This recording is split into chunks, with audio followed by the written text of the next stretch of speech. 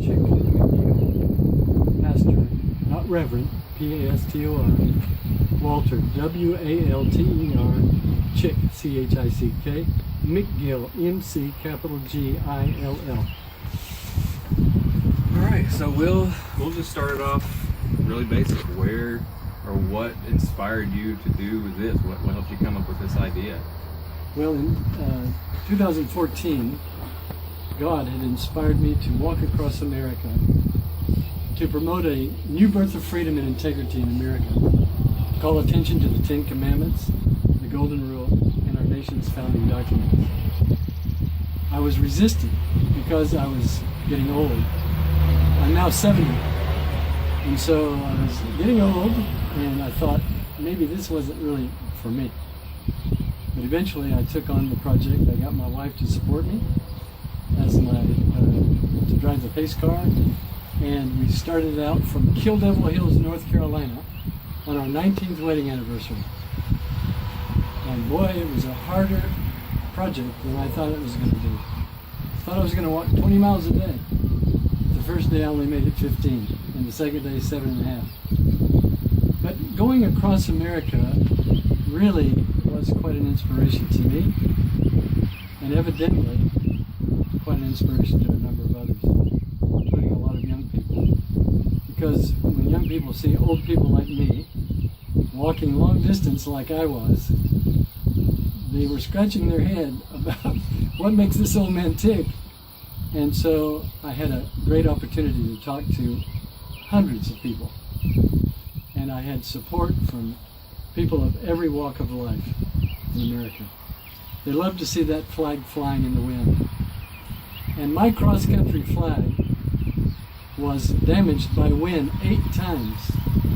Had to have it repaired 8 times before I reached the Santa Monica Pier. It took me 233 walking days and 14 miles a day. Of course, my legs and my feet betrayed me often. From the waist up, I was strong. I never lost my wind. My heart was fine. But those old legs of mine and those feet gave me problems. Plantar fasciitis struck me about halfway across Oklahoma City. People told me I'm going to damage my feet if I continue. But I'm a Vietnam veteran, and I was on a mission for God and country. I had to go, and I told them if I have to crawl, I will make it to Santa Monica Pier. And so by God's grace, on 29th of April 2015, I saw the ocean. And I cried. It was quite an emotional experience to finally reach my goal. And I was met by the media there, to my great surprise, which documented my journey. And now we're trying to get our flag in the Smithsonian Institute for its historic value. Every time I have a chance, especially on the 4th of July, I like to commemorate that walk by honoring my fellow veterans and we the people. I love to carry Old Glory and salute my fellow Americans, for America is the greatest country that has ever been on the face of the earth.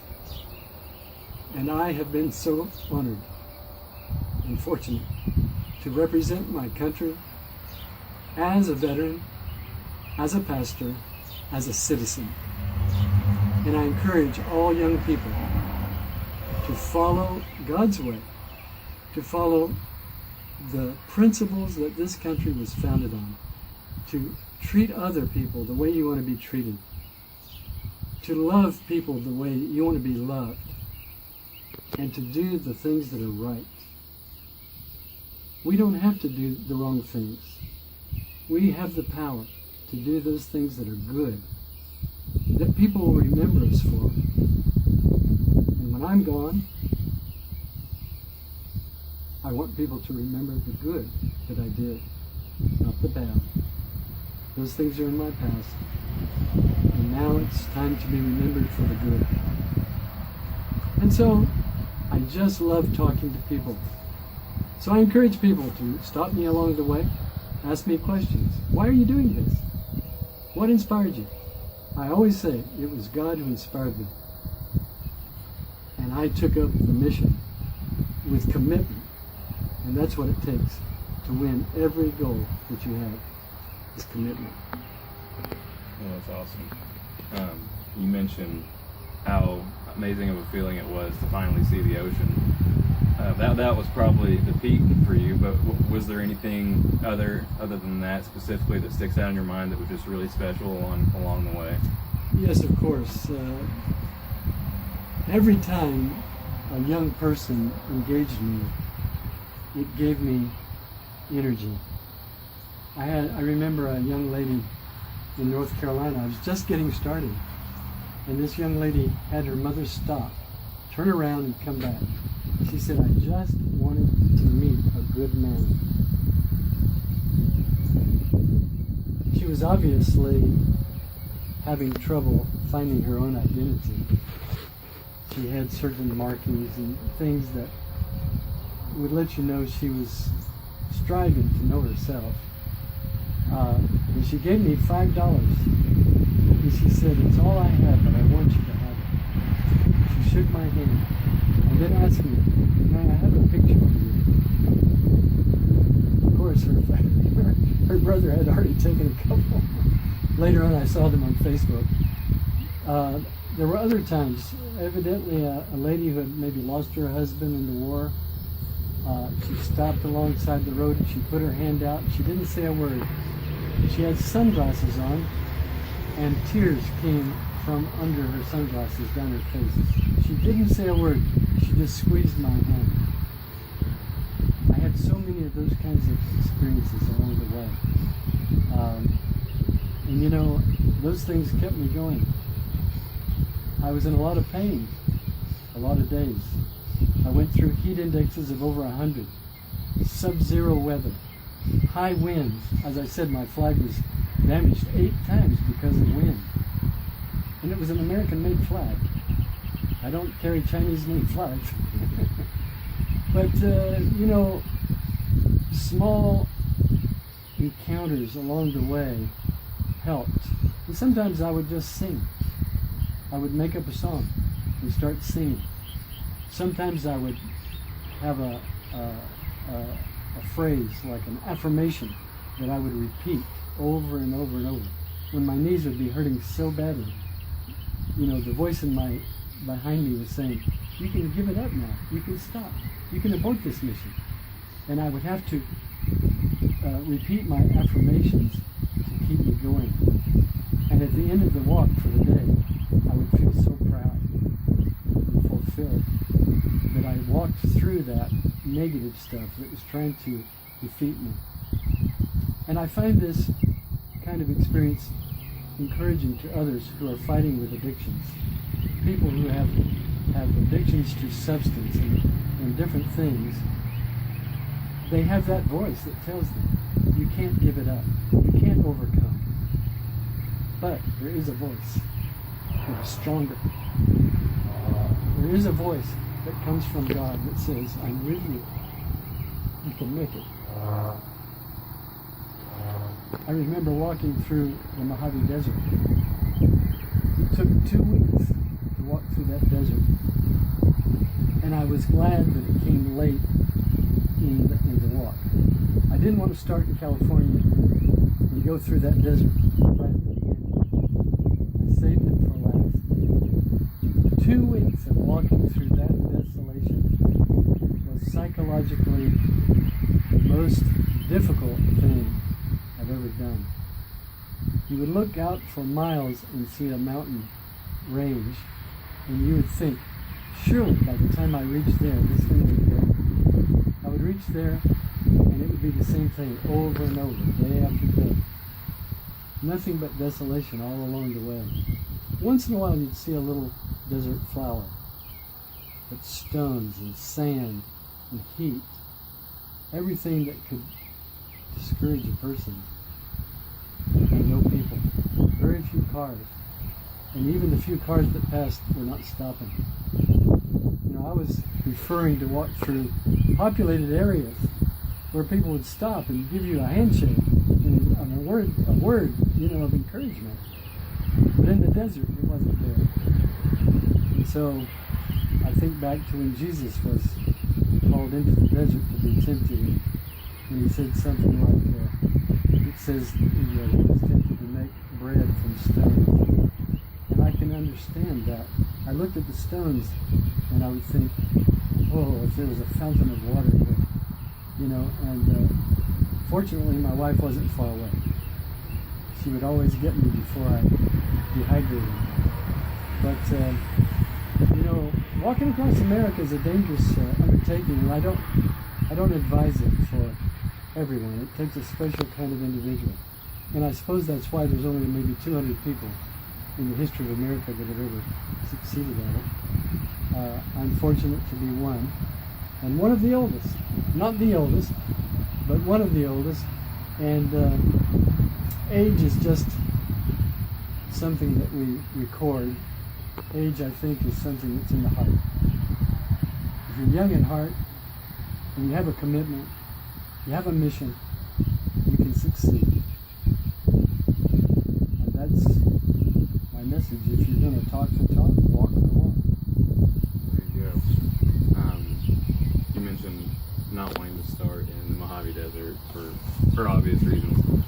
So what kind of went behind choosing the route that you were going to take to do this? Well, I actually had a friend from California who advised me, and he started helping me plot a route, and he was the one that showed me Kill Devil Hills, and in North Carolina. It's on the Outer Banks. Actually, we tried to visit every mayor or city manager along the way, and I went to the Kill Devil Hills City Council meeting the very day I started the walk, and they asked me, why did you pick Kill Devil Hills to start this walk? And I said, well, you know, first in flight, you know, the Wright brothers flew here, and well, I'm a pastor, I kind of like the Kill Devil part.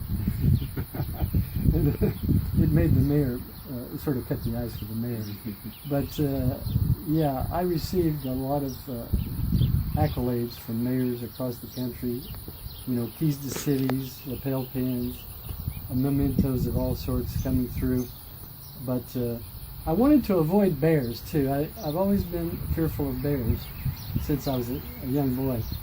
And so I knew there could be some bear country out west.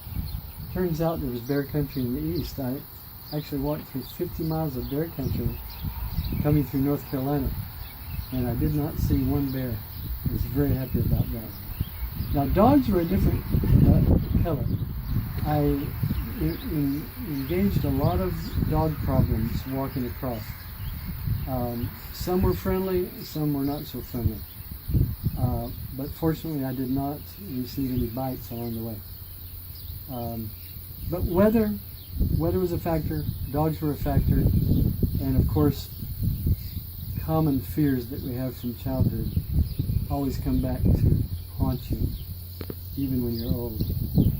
But thanks to God, I overcame all of my fears, overcame all of my afflictions, and I'm able to be here at 70 years old and honor my fellow veterans and my fellow Americans by an Independence walk through Pittsburg, Kansas. Very cool.